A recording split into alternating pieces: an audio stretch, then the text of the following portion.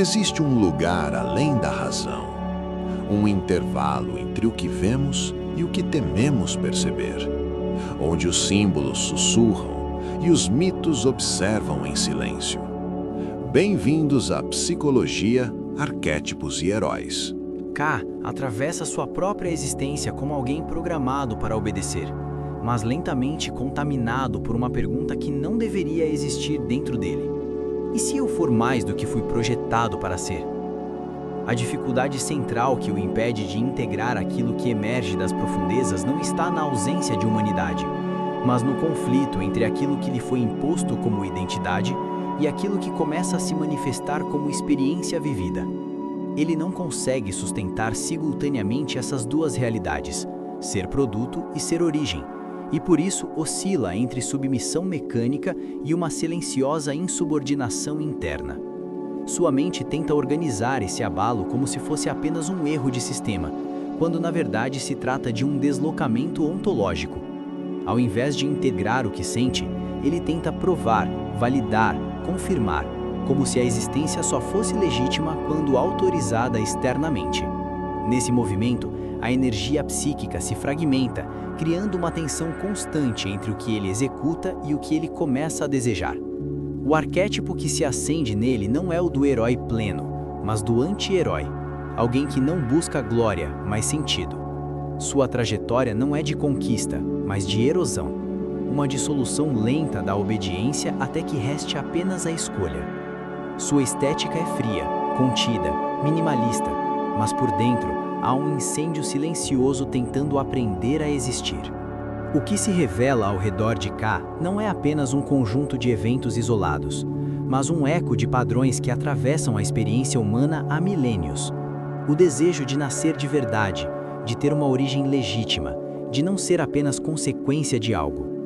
Há uma força invisível organizando esses encontros, como se algo maior conduzisse o percurso, uma espécie de compensação interna que tenta equilibrar aquilo que foi artificialmente limitado.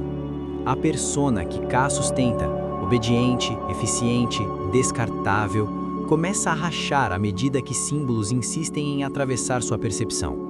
Datas, objetos, memórias que não se comportam como deveriam. Esses sinais não são aleatórios, eles operam como convites silenciosos à integração, como se a própria psique tentasse reorganizar sua estrutura. No mundo ao redor, onde identidades são fabricadas e descartadas em escala industrial, esse mesmo padrão se repete em outra camada. Sociedades inteiras operando com máscaras estáveis, enquanto internamente colapsam sob a ausência de sentido real. K não é uma exceção. Ele é um espelho amplificado de uma condição coletiva, onde o indivíduo já não sabe se vive ou apenas executa. A escuridão dentro de K não se manifesta como violência explosiva, mas como um tipo mais sutil e devastador. A necessidade desesperada de acreditar em uma narrativa que o torne especial. Quando ele encontra indícios que sugerem uma origem única, algo dentro dele se agarra a essa possibilidade com intensidade quase infantil. Esse apego revela um ponto crítico. Não é apenas a busca por verdade, mas a recusa em aceitar a própria insignificância. Ao invés de integrar a possibilidade de ser apenas mais um entre muitos, K projeta em si uma exceção, e é nesse momento que sua percepção começa a se distorcer. Ele passa a interpretar sinais não como pistas, mas como confirmações. Esse deslocamento gera consequências diretas, decisões baseadas em expectativa, não em realidade. Ações guiadas por esperança, não por clareza. A não integração dessa camada cria um bloqueio profundo. Ele não consegue se ver a si mesmo sem essa ilusão. E quando ela começa a ruir, o vazio que se abre não é apenas doloroso, mas estrutural. É ali que ele precisa escolher entre continuar sustentando uma identidade construída ou aceitar o colapso dela. A trajetória de K encontra um espelho preciso na imagem de Ícaro. Ícaro não falha por ignorância, mas por uma espécie de fascínio inevitável pela possibilidade de ultrapassar seus próprios limites. O voo não é apenas fuga, é a afirmação de existência. Assim como ele, K se eleva a partir de algo que não foi feito para durar. Asas frágeis, memórias implantadas, certezas instáveis. O Sol, nesse caso, não é apenas perigo, é verdade. E quanto mais K se aproxima dessa verdade, mais sua estrutura começa a ceder. A descoberta de que aquilo que o definia não lhe pertence desmancha o eixo sobre o qual ele se sustentava. Mas, ao contrário de uma queda puramente trágica, há algo mais sutil. No instante em que tudo desmorona, surge a possibilidade de um gesto autêntico, não programado, não previsto. A função psicológica dessa imagem não está na punição pela ousadia, mas na revelação de que só ao atravessar o limite, mesmo que isso custe tudo, algo verdadeiramente próprio pode emergir. Agora que compreendemos os conflitos psíquicos, veremos como seus elementos se condensaram, se fundiram numa única estrutura e se transformaram em destino. Pois aquilo que parecia disperso no inconsciente coletivo era, desde o início, a arquitetura silenciosa do invisível, que, envolta em mistério primordial, assumiu contornos definitivos na tessitura do tempo. A cidade se comprime em concreto úmido e luzes que tremem como se respirassem com dificuldade, enquanto K avança entre estruturas que parecem observá-lo em silêncio tenso. Um excelente exemplo de como a arquitetura urbana desenvolveu o hábito curioso de julgar quem passa. A câmera desliza em plano aéreo lento, mergulha entre prédios densos e desce em traveling contínuo até alinhar-se atrás de K, que se move com precisão controlada até alcançar a fazenda isolada onde Sapper Morton vive, como alguém que claramente leu o manual Como Parecer Calmo enquanto tudo ao redor sugere o contrário. O ambiente range em volta dele, madeira contraindo como músculos tensos, poeira vibrando no ar como se reagisse à presença invasora. O tipo de recepção calorosa que dispensa tapete vermelho. Após o confronto direto, K executa sua função sem hesitação e, ao vasculhar o terreno, encontra uma caixa enterrada sobre uma árvore cujo tronco parece reter memórias como cicatrizes vivas, o que, convenhamos, é mais eficiente que qualquer sistema de armazenamento em nuvem. Dentro, restos de uma replicante revelam algo impossível, um nascimento interrompido, um corpo que carrega a evidência de algo que não deveria existir. O tipo de descoberta que faz qualquer um reconsiderar suas escolhas profissionais, ou pelo menos pedir férias. De volta ao centro urbano, o ar vibra com tensão contida, como se a própria cidade tentasse sufocar a informação antes que ela se espalhe, um comportamento surpreendentemente alinhado com certos ambientes corporativos. A Tenente Josh impõe uma ordem clara: eliminar qualquer vestígio da criança nascida, porque nada diz estabilidade social como apagar um milagre inconveniente. Q segue para a Corporação Wallace, onde superfícies polidas refletem imagens distorcidas, como se recusassem estabilidade, o equivalente arquitetônico de alguém evitando contato visual em uma conversa difícil. Lá, arquivos confirmam a identidade da replicante, Rachel, ligada a Rick Deckard, provando que até o passado gosta de voltar sem avisar. Enquanto isso, Nyander Wallace, interessado na reprodução como chave para expansão, observa à distância, utilizando Love como extensão de sua vontade, uma dinâmica que redefine o conceito de delegar tarefas. O espaço ao redor parece se ajustar a cada decisão, corredores se estreitando, luzes pulsando como se acompanhassem intenções ocultas, o que é fascinante, porque normalmente só vemos esse nível de dramatização em apresentações de PowerPoint mal iluminadas. Na fazenda abandonada, o tronco da árvore expõe a inscrição 6.10.21, que reverbera dentro de K como algo que não deveria pertencer a ele.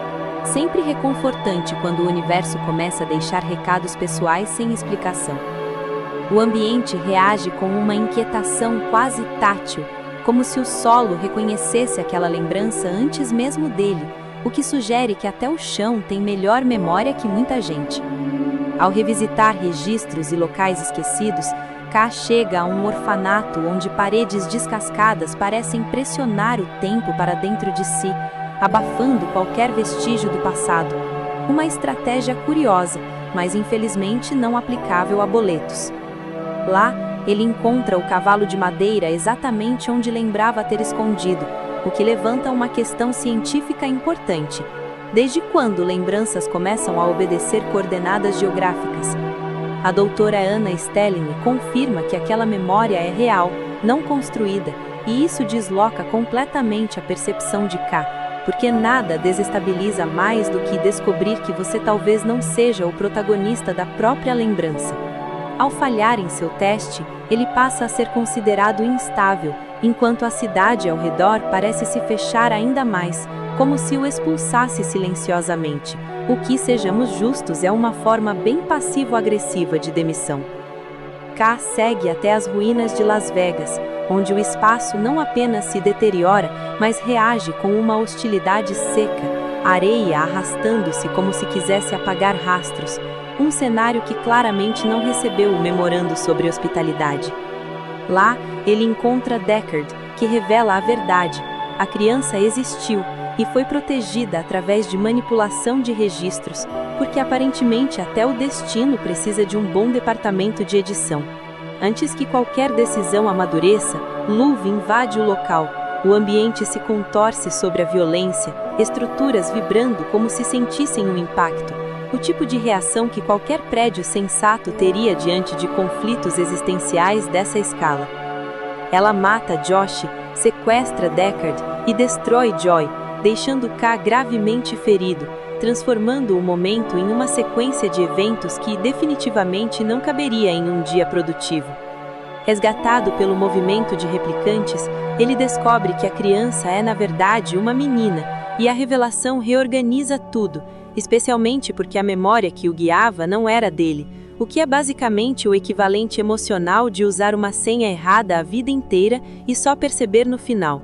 O confronto final ocorre enquanto o transporte de Deckard corta o espaço, que parece resistir ao movimento com uma pressão constante, como se tentasse impedir qualquer desvio do destino. Uma postura curiosa para algo que não paga impostos, mas insiste em controlar trajetórias. A câmera acompanha em plano fechado o avanço de K, treme com o impacto da luta, mergulha em cortes bruscos até estabilizar em um enquadramento lateral enquanto ele enfrenta Luv, culminando no momento em que ele a submerge até cessar sua resistência. Uma solução prática, ainda que pouco recomendada em manuais de convivência. Gravemente ferido, K liberta Deckard e o conduz até o encontro com sua filha, provando que até decisões improváveis podem ter excelente timing dramático. Do lado de fora, o ambiente desacelera, como se observasse o encerramento inevitável, talvez finalmente satisfeito com o nível de sofrimento entregue. K se deita nos degraus, imóvel, enquanto a neve cai com peso irregular, tocando sua pele como pequenas confirmações silenciosas de fim, o que, considerando tudo, é um encerramento surpreendentemente elegante para alguém que só queria fazer seu trabalho e acabou resolvendo um enigma existencial digno de um seminário inteiro. Se a liberdade só surge no instante em que já não há mais tempo para vivê-la, então ela ainda pode ser chamada de liberdade? Ou é apenas o universo entregando a resposta correta exatamente no momento em que você já saiu da prova?